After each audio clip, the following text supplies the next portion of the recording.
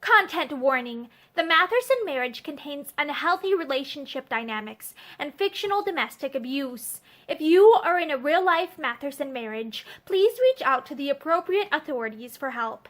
Resources you may find helpful include the Pixel Project's Domestic Violence Resource page and UN Women's International Helplines list. Resources will be linked in the video description for accessibility. Content warning for Chapter 15. This chapter contains unhealthy relationship dynamics and period-typical sexism. Listen at your own risk. Hi, I'm Morgan, and today I will be reading from The Matherson Marriage by Ruby M. Ayres. Chapter 15. It was midnight when Lynn Ramsden walked back to Chiswell's. He was happier than he had ever been before, and yet 1,000 times more wretched. He was an honorable man, and the deceit into which he was forced cut him to the quick. He did not trust Matherson, and he had no liking for him, but it was intolerable to his pride that behind his back he should be serving him the shabbiest trick one man can serve another. He adored Pansy. She had been his first love, and she would be his last, but he had fully recognized the fact to which she so desperately tried to blind herself, that they must part. She loved him, but he knew that if it came to a final choice between himself and Buster, she would tell him to go, and he could almost find it in his heart as he tramped the miles between Green Gables and Chiswell's to wish that if the parting must come, he need never see her again after tonight. What was the use of prolonging pain for both of them? And yet it tortured him to think of her spending the rest of her life with Matherson, a bully, a selfish brute. He pulled his thoughts up, knowing that he was in no mood to be just. There had been so many things he had wanted to say to her, so much to tell her, and now the opportunity had come and gone, and nothing had been said. Perhaps it would be weeks before he could hold her in his arms again. Perhaps already the gates of heaven were closed to them forever. A dozen times he stopped on the silent road, with the impulse to go back. Every time they parted, he dreaded that something might happen, and that he would never see her again. And yet, in his saner moments, he knew it to be the only solution for them. His heart was torn with bitter apprehension as he walked up the drive to Chiswell's, between the high shrubbery hedges.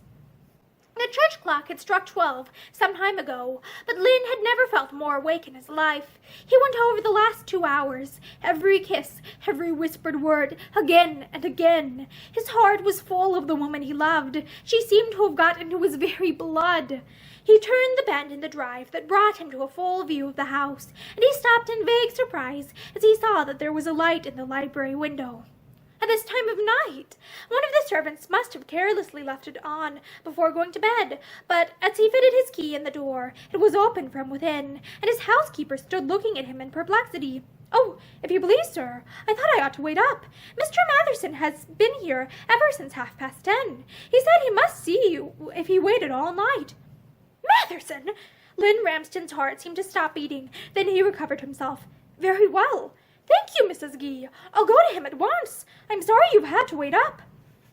But he stood for some moments after she had left him, his hands clenched, his breath coming fast. How could he face Matherson when but a moment ago Pansy had cried her heart out in his arms? How could he greet him with any show of friendliness when his only emotion was hatred?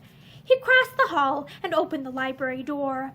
All the lights were on, the windows flung wide to the garden, and Matherson sat by the table. He rose as Lynn entered. He held out his hand.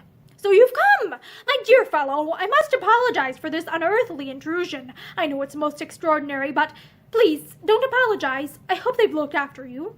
"Excellently." Matherson glanced at the whiskey decanter and glasses on the table.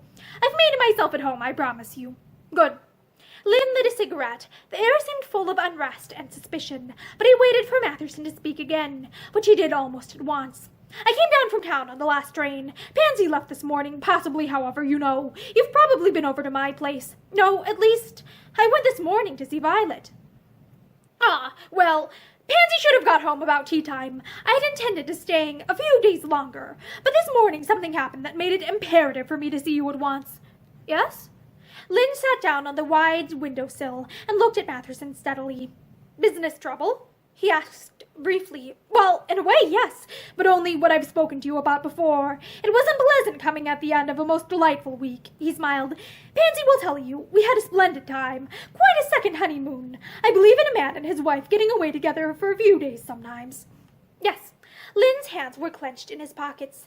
And this business trouble? He asked curtly. He could see that Matherson had been drinking, and he vowed that whatever happened, he should not go home to Pansy tonight. Matherson rose from his chair and came across the room. Ramsden, I've got to have that money, he said. There was an eloquent silence. Then Lynn shrugged his shoulders. Got to? That's not a very pretty way to talk, he said coolly. I've already refused, and you know why. I've not changed my mind. Matherson flushed. The veins stood out on his forehead. Then I'll make you change it, he said thickly. Lynn stood up. He knew now what was coming, and for a moment he felt sick with fear, not for himself, but for Pansy. Make me? My dear fellow, what on earth are you talking about? He asked quietly. I'm sorry if you're in trouble. I'll do all I can to help you, of course, but when it comes to asking for such large sums, well, the whole thing's preposterous. Matherson took a step forward, and his face was ugly. Preposterous, he repeated slowly. That word applies to you better than it does to me. What do you mean? Either you've been drinking or... He broke off, as Matherson lurched forward with upraised fist and blazing eyes. You won't bluff me with that stuff, he shouted. He had lost complete control of himself. You'll pay me that money, and within 48 hours, or you know what I'll do. Lynn faced him unflinchingly. I don't know, he answered coolly, and I don't want to know. And if this is the way you're going to talk, you can get out of my house, unless you want me to put you out. I'm not afraid of you, Matherson, and... Matherson laughed. No, perhaps not, he answered, and his voice was suddenly quiet and very cruel. But Pansy is. Ramsden stood like a man of stone. Ha! That touches you, does it? Matherson went back to his chair and helped himself to another whiskey. I thought I should succeed in interesting you. It's no use trying to hoodwink me. I made sure of my book before I came here. I've had my suspicions for some time, though I must admit I never thought you were the man. It was only this last week in town that made me sure. Something Pansy said. Lynn took a quick stride forward. That's untrue. She would never have mentioned my name. Matherson laughed and drained his glass.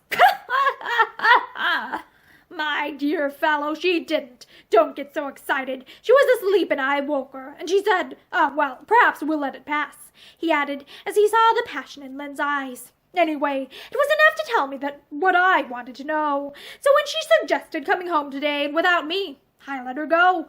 But I followed by the next train, and tonight, in my own garden... He broke off, drawing in his breath with a hard, tearing sound. You scoundrel! You damned scoundrel! He shouted. There was murder in Lynn's heart. For his own sake he cared nothing. But for Pansy, his only thought was of what this would mean for her. His only thought was of what this would mean to her. The shame, the disgrace. I swear by all that I hold holy, he said hoarsely, that Pansy has done nothing to be ashamed of. Whatever has happened has been my fault alone. I'm not going to deny that I love her. I've always loved her, long before she knew you. I'd give my life for her willingly, but... Matherson laughed brutally. Innocent, is she? Of course you're obliged to say that, but I'm not so sure. Oh, I grant you she's clever. Made out she didn't like you. Agreed with me that you and Violet might make a match of it. He began to stride up and down the room like an infuriated animal. The deceitfulness of it, the rottenness, I'll divorce or I'll make you both pay, he shouted. It was the blow to his pride that he resented. In his heart, he did not believe that Pansy had been unfaithful to him, but it suited his purpose to pretend that he did. In his selfish way, he loved his wife, and he would not have divorced her even if she had left him. He would have kept her tied to him rather than give her her freedom, even had he known she desired it. It was a most fortunate chance for him that he had seen Lynn and Pansy together in the garden. It had given him the lover he had been seeking over Lynn Ramsden. I'll divorce her, he raved. I'll let the world know the truth. I'll take Buster away from her. I'll bring him up to know what his mother was and to hate her as I hate her. Matherson, I swear to you, on my word of honor, that Pansy has done nothing. Nothing! She's not very happy, I admit, and you've only yourself to blame for that. But to talk about taking the boy away, you'd kill her. Kill her? A good thing, too. Such women are no good in the world. I took her from nothing, and I've given her everything. I've helped her whole family. I've denied her nothing. And this is how she repays me." He looked at Ramsden with bloodshot eyes. "You don't want her. Now you think there's a danger of her being shunted onto you. Is that it?" he asked coarsely. Ramsden's face was white as death. I'd ask nothing better than that she should come to me," he said. "She wouldn't. It's the boy she loves. Matherson, think what you're doing. Are you going to ruin 3 lives? I'll do anything in the world to prevent this thing. It's not the disgrace for myself, I fear. That's nothing. It's for her. My God, man, you can't do it. She doesn't deserve it. I'll go away. I'll never see her again. The fault's been mine. Only mine. I swear it." Matherson stopped his furious striding up and down. He came back and looked at Ramsden with suspicious cunning in his eyes. "I'm not anxious for a scandal," he said thickly. "I don't want to lose Pansy, but if I let things pass, not that I promised to, mind you, but supposing I did think of it, you'd have to pay, Ramsden. That's only fair." He waited, but Ramsden did not speak, and Matherson turned on his heel. "You think she's not worth it, eh? Very well, then. I go on and take proceedings. I don't care either way." He turned towards the door, but Ramsden reached it before him. He put his back to it. "What's your price?" "Ha! So you're coming round. Well now, I'm not so sure that I'm open to consider any price." "What's your price?" Ramsden asked again thickly. Matherson looked at him and backed away a step. £20,000, not a penny less," he said. 20,000! Ramsden almost laughed. It would mean sending him back to where he had been 7 years ago, when he had asked Pansy to marry him. But he did not mind that. To secure her safety, to save her from shame, was all he wanted. "Not a penny less," Matherson said again. He was recovering his coolness. "Very well." Lynn moved away from the door. "I agree, but on my own conditions." "Conditions, you! You're a fine one to make conditions, aren't you?" Matherson sneered. Ramsden seemed not to hear. "On my own conditions," he said again in a voice of steel. "And these are, first, that Pansy never hears what has happened in this room tonight, that you never let her know by word or sign that you discovered anything, that you never tell her you ever had any conversation with me, or any money transaction, and that you never make any attempt, mind you, to take Buster away from her until the boy is old enough for it not to matter." "And if I refuse?" Matherson asked. Lynn's eyes blazed as he answered. "If you refuse, then you can go on with the case and be damned to you." The 2 men looked at one another in silence. Then Matherson said in a surly voice, "It would serve you right if I did go on with it. Not 1 man in 1,000 would be as lenient as I am." Ramsden could not trust himself to answer. He knew that one angry word might ruin everything. But it struck him as ludicrous that Matherson should pose as a generous philanthropist when all he cared for was money. He had known for some time that Matherson was in serious money difficulties, and he had steadily refused to be drawn into them. He had always mistrusted Matherson, but he had never believed him to be such a blackguard as he had now proved himself. He took his checkbook from a desk. "I can't give you the whole amount, naturally. I shall have to sell securities, but I can give you 5,000, and the rest as quickly as possible." "Well, do you agree?" "It's like your impertinence to make conditions, and it all depends how Pansy behaves as to whether I tell her or not." Ramsden took a quick step forward. "Tell her, and I'll shoot you like the contemptible cur you are," he said savagely. There was a moment's silence, and he said again, "I mean it. I'll shoot you, and take the consequences." Matherson moved uneasily. Like most bullies, he was a coward, but he still tried to bluster. "Very well, I'll accept, but you keep away from my wife and make no explanations, you understand?" I'm willing to give you my word never to come to your house again." Matherson frowned. "You can't do that. You can't break things off too abruptly. I know Pansy. She'll think at once that something has happened. You can do it gradually. I'll trust you so far." "Trust me." There was bitter contempt in Ramsden's voice. "I wonder what such cowards as you are made of." Matherson flushed dully. "If you're going to be abusive." Ramsden turned his back on him. He filled in a check with a hand that shook so he could hardly sign his name. Then he blotted it and pushed it across the desk. "And if you break your word," he said again, "I'll shoot you. You understand?" Matherson drew himself up with an assumption of dignity. "I've never broken my word yet," he blustered. Ramsden made no answer, and Matherson turned to the door. "Well, I'll be going." Lynn passed him in a stride. He locked the door and pocketed the key. "You are going to stay here for the rest of the night," he said. "I know your type. You're half drunk, and I don't trust any man when he's half drunk. It's no use swearing or shouting," he added, as Matherson began to bluster. "You'll stay here. There's a couch over there. You'll be quite comfortable, and I'll stay with you." He walked over to the windows and closed them with a bang. "It's 1 o'clock now. You can have breakfast here in the morning, and afterwards I'll drive you home myself, and you can let them think you came by the early morning train." It would have taken a bolder man than Matherson to have defied him, and after a flow of babbling which he gave in with as good a grace as possible. He took off his boots and lay down on the couch. "I'll bet that my dreams will be more pleasant than yours," were his last sneering words before he rolled over and fell asleep.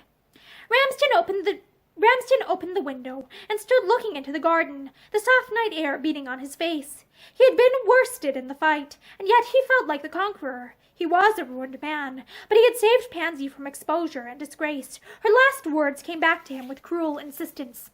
"It's only good night, Lynn. I shall see you soon." But it had been goodbye. He would never hold her in his arms again. He would be a lonely man for the rest of his life, but he had done his best for the woman he loved, and there was always Buster. He thought of the boy with tenderness. Pansy's boy. He tried not to think of his own desolation, but it was there in his heart like an ugly, gaping wound which the most skilled hand could never heal. He went out into the garden and walked up and down outside the window, trying to realize what still lay before him, wondering how he could best remove himself from Pansy's life with the least pain to her. There could be no explanation. He could never tell her the truth. He must make the separation final, and at once. He must face her pain and disillusionment, and not let her guess that his heart was breaking. She's got Buster. He'll comfort her. He clung to the thought of the boy desperately. Pansy adored the boy. He would have to sell Chiswell's, of course, and that hurt, for, short a time as he had been there, Lynn had grown fond of the place, but it seemed a small thing to give up when all the rest had already gone. He sat down on the steps outside the window and leaned his head in his hands. He had got to start life again, only this time without the shadow of hope, and nothing to look forward to. There was a little movement close to him in the darkness, and Tom Tinker's cold nose was thrust against his hand. "Hello, old boy." Lynn caressed the dog's soft coat and silky ears as Pansy had caressed it that morning, so long ago it seemed. "Bow, wow, wow, wow. Whose dog art thou? I am Tom Tinker's dog. Bow, wow, wow, wow." The silly little rhyme rang through his head as he sat there with the ruins of his life around him. There was not one regret in his heart for himself. It did not matter what became of him, but for Pansy. His own words to her mocked him. "I shall never leave you, never, unless you tell me it is your wish that I should go." What would she think when she knew how he had broken his word? The night wore away, and the dawn came creeping up over the dewy gardens, as if it were reluctant to herald another day that only brought fresh pain and suffering, and Tom Tinker pushed his nose warily against his master, and whined and pawed his foot, but Lynn Ramsden sat motionless, with his face buried in his arms, and his brave heart breaking. And that is the end of chapter 15 of The Matherson Marriage by Ruby M. Ayres. Thank you for listening to this chapter with me, and I hope that you have a great day. Bye!